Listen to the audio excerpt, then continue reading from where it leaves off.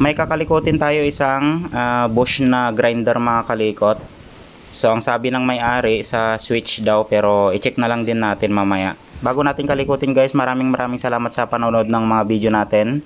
Kapag nagustuhan nyo mga kalikot yung mga ganitong video, huwag nyo pong kalimutang suportahan ang ating channel. Huwag nyo pong kalimutang i-subscribe ang ating YouTube channel. At paklik na rin ang ating notification bell para lagi kang updated sa mga bagong video natin mga kalikot.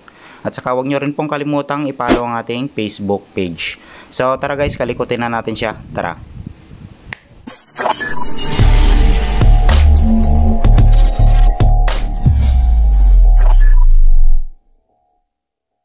Tanggalin muna natin yung kanyang blade mga kalikot, or yung kanyang disc. Tapos testing natin siya. Try natin. Hirap naman ito.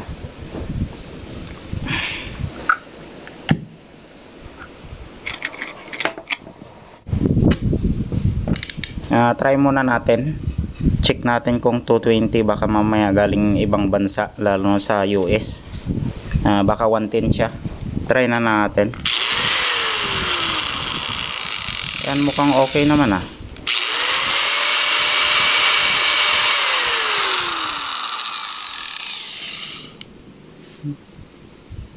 So sabi niya sa switch, bakit okay naman Ayun, nagluloko yung kanyang switch nga. So buksan natin, tapos mamaya check rin natin yung kanyang carbon brush. Yan wala na. O baka sa wire lang. So bali buksan muna natin mga kalikot. So kanina nung unang try natin okay naman, pero yung pangalawang test natin hindi na gumana yung kanyang switch. Bali ito yung switch niya mga kalikot. Try nga ulit natin.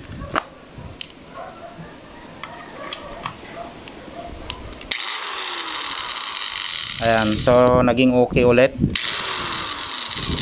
Baklasin natin yung kanyang switch. Dito sa kanyang carbon mga kalikot, ayan, okay pa naman. Mahaba pa. Minsan dito rin yan sa mga contact niya, ito sa mga terminal.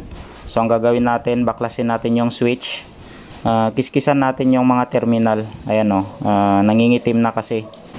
Baka dito siya naglo-loss.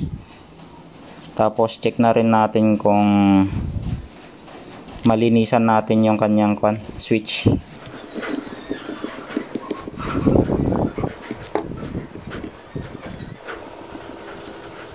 Tapos mamaya higpitan natin ito, yung pinakasakit.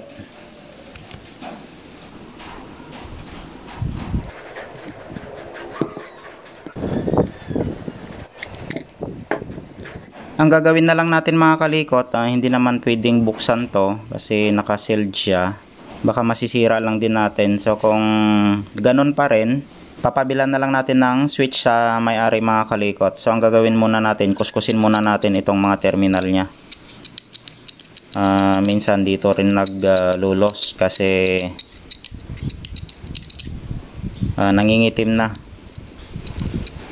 So ito, pinicturean na natin para kung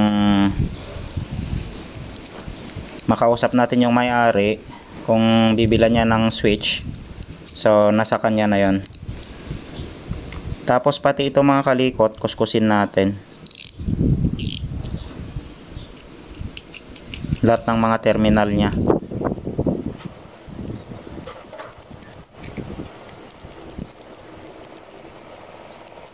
Para maganda yung contact niya mga kalikot. Tapos ito mamaya higpitan natin para kapit na kapit siya dun sa kanyang terminal.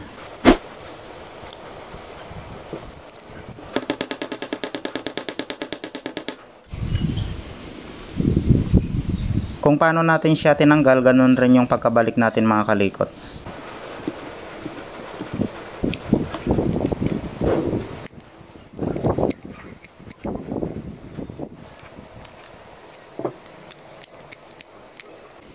Yan, tapos ayusin na natin yung kanyang terminal.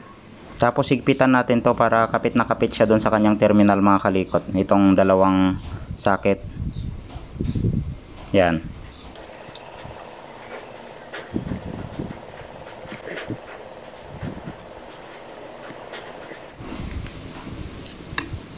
Nakabit na natin yung mga wire niya mga kalikot sa terminal. Testing na natin.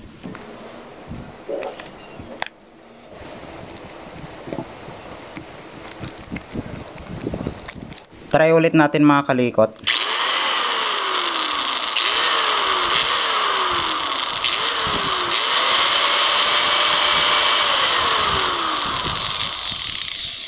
Ayan, so naging okay na siya mga kalikot, pero hindi natin sure kung baka yung mismong switch yung pumapalya. Pero kapag ganun pa rin, kausapin na lang natin yung may-ari. Kung ganun pa rin siya, so isisend na lang natin yung link kung gusto niyang umorder sa online. Pero kung gusto niyang bilhan dun sa mga store, so nasa sa kanila na yon. So at least yun lang muna yung ginawa natin mga kalikot. At least magamit pa nila.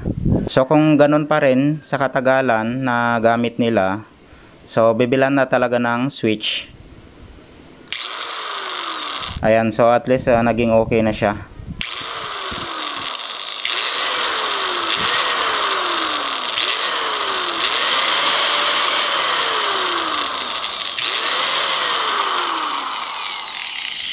Okay, so yun lang muna yung ginawa natin mga kalikot. Kung pumalya siya, so mapipilitan talagang papalitan yung kanyang switch. So hanggang dito na lang siguro mga kalikot yung video natin. So yun lang yung mga ginawa natin, nilinisan lang natin yung terminal ng mga switch niya.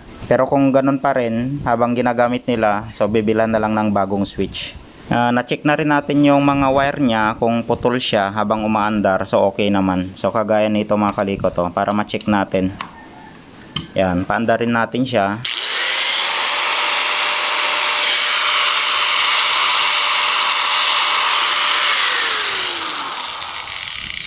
Yan, so okay naman. So minsan dito rin siya nagkakaroon ng problema sa kakagalaw ng gumagamit. Napuputol din dito or dito sa may mismong puno ng grinder dito. Yan. So okay, hanggang dito na lang yung video natin mga kalikot. So okay naman siya, pero kung ganun pa rin, papabilan na lang natin sa may-ari ng switch or bagong switch. So maraming salamat ulit guys sa panonood ng mga video natin. Kapag bago lang po kayo sa aking channel, huwag niyo pong kalimutang i-subscribe ang ating YouTube channel at pa-click na rin ang ating notification bell para lagi kayong updated sa mga bagong video natin. At saka huwag niyo rin pong kalimutang i-follow ang ating Facebook page. So maraming salamat, ingat kayong lahat, and God bless sa ating lahat mga kalikot. Bye bye.